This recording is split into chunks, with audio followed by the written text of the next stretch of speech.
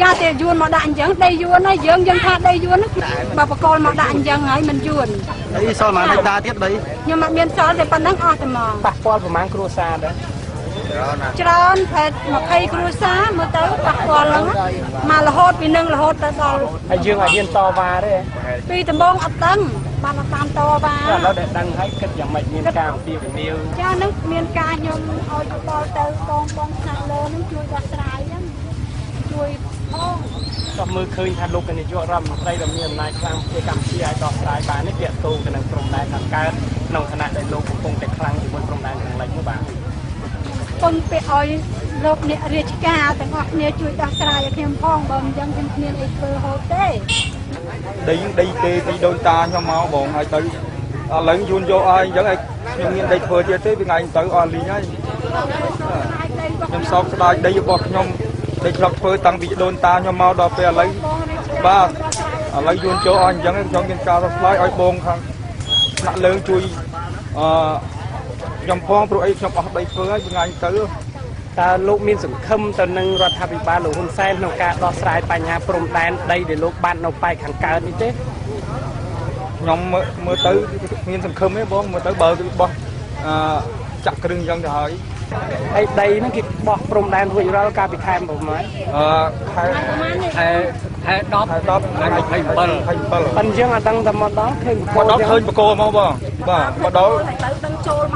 ตั้งมีโจพิงกาบ้องจะมาตั้งมองโบเชิญไปมันสิงกาเลยดับเบิลชีจนด้วยทางกำลังใจดังๆ บอกให้นึงมันยังจะปักพอบ้านนะมีเทียนไม้กับกาเปียเทียนจุ้มกับกาเปียได้ทีนี้เทียนของโกเล็กมาโรยกันไปก็ปีมาโรยบ้วนยังมาเมื่อมาโรยกันไปไอ้ใดนี่ยินเด็กนักปีแสงเต็กตัวใบยังตั้งคาในนองกาลคือถ้าเก็บใดบ่ยืนมีตะนองเรายืนviệc mong đấyคือถ้าคราวเมานั้นเบอร์ตามแต่ยังเสิร์ฟตัวเตอคือสมัยครับเจ็บบัวเมาไอเมานั้นเวียดนามเกี่ยวกับเฟอเนี่ยยกได้เยอะนี่เฟอจังกาเปิลเนี่ยเลยนี่เรามาเบื่อในเตอนี่ที่หาเบื่อวิธีมุกรนาเนี่ยกี่ว่าใบกะโลมวยใบกะโลโจใบกะโลจังchúng ta bây nét đây chỉ nét mặt bong đây nó mà dương màu này cái theo phần cơm đã được làm đó nên cứ thu được chúng ta đấy hay mình chơi thứ ba có thế rồi còn trong hiện gì thế ở đánh bánh còn ta dùng tự nấy gật nhiều cái rồi sắp thấy khai cái đặt câu có tiền và cái ở đây hơi dây dùng slide đây hơi tua to tiền hay chúng ta vì dùng con à xong phiêu niệm phong tới ha nhà thôn mình mà cái con cái bạc phật có nếu như mà một quạt tới thì bong con rung chiết dưỡng hai quạt rung cua hai chui chăn con phong được bong sợi chung ấy mà không bong sợi học ấy làm học ấy bong mi sợi cái này xiềng xươngมีขนาดคลานขึ้นนะก็ตราฟองใบนี้เพียงบางชั่วทายเพียงหนึ่งยกชั่วทั้งใบนี้ตื่นเรียบตัวทางรัฐบาลเราไม่เอาไม่ส่งตัวได้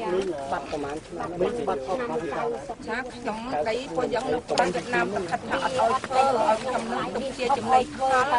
เอาต้องปลาสังสับแม่ขนาดยังโดยมากของอย่างนั้นโดยที่ของมันสับปานจำยังเต้นของกันจำนำทำเอาไปสับเป้เรียนบ้านหนึ่งบ้านตัวใช่ต่อไปบ้านตัวใช่ทำกลายมาเวียดนามส่งโดดยังส่งโดดยังโดยโลกจ้าบ้านตัวบ้านบ้านดับปีช้ำตัวไปช้ำอัดโป๊บเลยเอาเดียจนโป๊เลยโยกพอเลยจำลองต้มจ้าเฮ้ยเขาจะเอาชามน้ำหรอรถมาไปส่งเกสตัวบ้านดับปีช้ำไปช้ำต้องเอาไปหนึ่งเป็นปนหมดว่าเธอโหดจ้าให้ตาเลเปเวียดนามโจรมันเอาเชื้อน้ำปองโอนเก่งอ่ะให้ถึงยังมันก็กี่โยนตุ่มเลี้ยงของเมียนกับก็เจ้าของเมียนไว้ดำจ้าแสดำนี่อ้อมแสตุ้งให้ตอนใดนึงบอยดำละหัวดำเสา ចេញពីពលពតមកបានធ្វើវិញអំបានដីបានធ្វើចាបានទុំបានដាំស្រូវបានដាំល្ងួយធម្មតាដល់ពេលវៀតណាមចូលនេះកាត់មិនអោយធ្វើអញ្ចឹងបានតាមមិនតាមធ្វើរហូតដល់ខ្ញុំមិនចេញចាក់ចេញពីស្រុកភូមិវិញហ្នឹងខ្ញុំបញ្ចេញដល់គ្រូសាស្ត្រជាពេកញាក់ផងគួនផងខាត់ដីខ្ញុំធ្វើមកតស៊ូធ្វើនៅនឹងវិញខ្ញុំឈ្មោះតកូលខ្ញុំឈ្មោះប្រាយ៉ាមខ្ញុំមកចំណែកខ្ញុំមករៃយ៉ាំរៃខ្ញុំមកកណចាហើយតាខ្ញុំដៃខ្ញុំឈ្មោះតែមកគិនបងប្អូនជាមួយនឹងអូនកើតចាលោកសុនឆៃក្នុងនេះដែលបានបាត់បង់ដីធ្លីដោយការរៀបរាប់របស់គាត់តែលោកយល់ថាដីខ្មែរពិតជាបាត់ទេឬក៏លោកយល់ថាគណៈកម្មការរបស់លោកវ៉ាកំហុងថាពេលខ្លះដីយើងនឹងមានដីចំណេញពីយួនទៅទៀតឬក៏យើងខាតដីទៅយួនបាទយើងជាកងការយើងយកមូលដ្ឋាន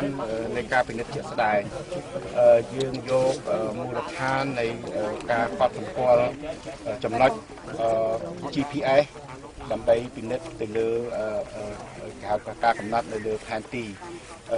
ចំណុចទី3គឺថាយើង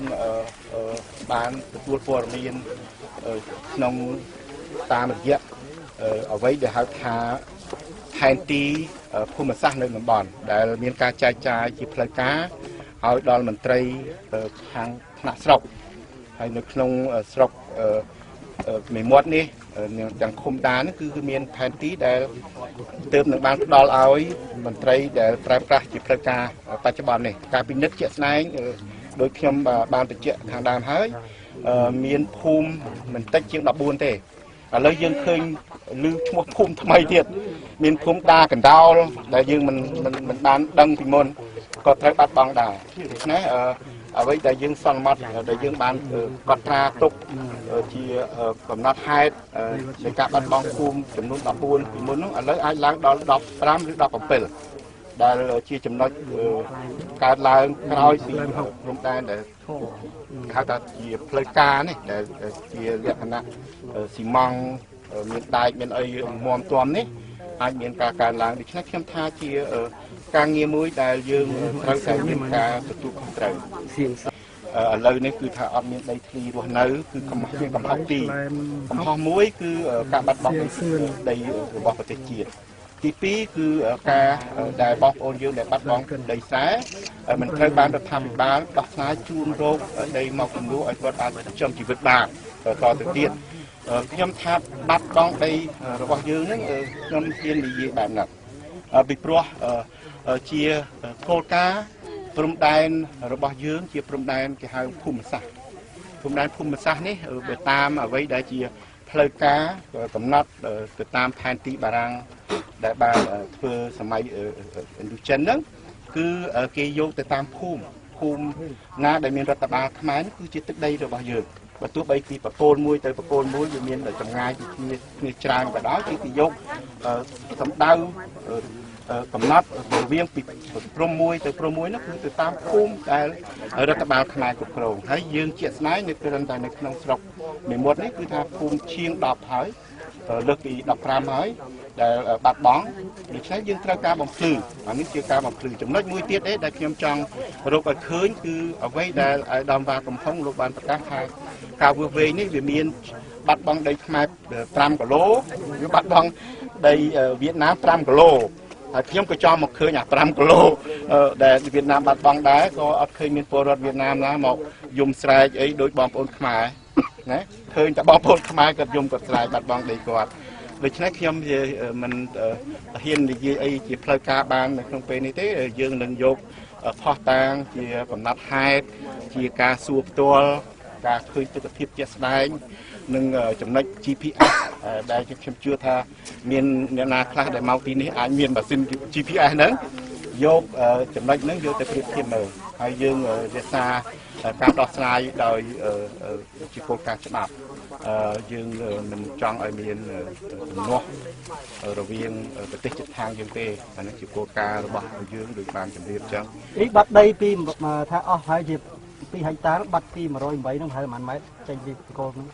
ដីលោកក្មួយគេនេះនៅច្រកនេះខ្ញុំធ្វើបានមកកណាត់នៅមកកណាត់នៅព្រៃមួយដីនឹងដីខាងក្រោយនឹងចាចាប់ពីព្រៃឡើងទៅភ្នោះត្រឹមព្រៃឡើងនឹងដីបងថ្លៃនឹងអូនថ្លៃនេះចាដីនឹងបើថាទាំងដីព្រៃដីឆ្លាមវាចាប់2ហិកតាហ្នឹងយ៉ាងមួយព្រោះអីកាប់ព្រៃអត់អស់ ចាប់បានធ្វើអញ្ចឹងខ្ញុំដាំស្រូវបានតែ2ឆ្នាំ3ឆ្នាំទូវៀតណាមចូលអញ្ចឹងលែងហ៊ានធ្វើអញ្ចឹងលោកមួយហើយដល់មកស្រែនេះខ្ញុំចេះតែតស៊ូខ្ញុំស្ទូងជប់ស្ទូងអីហ្នឹងឲ្យលោកមួយដល់ពេលខ្លាចពេកពេលខ្ញុំធ្វើឲ្យវៀតណាមទៅថាអត់ឲ្យធ្វើដីហ្នឹងឲ្យខ្ញុំចោលលេងថាអើយតើហត់ណាស់ខំជូខំដាំសណាប់អីបើយើងអត់ធ្វើបានអីហូបបកូនច្រើន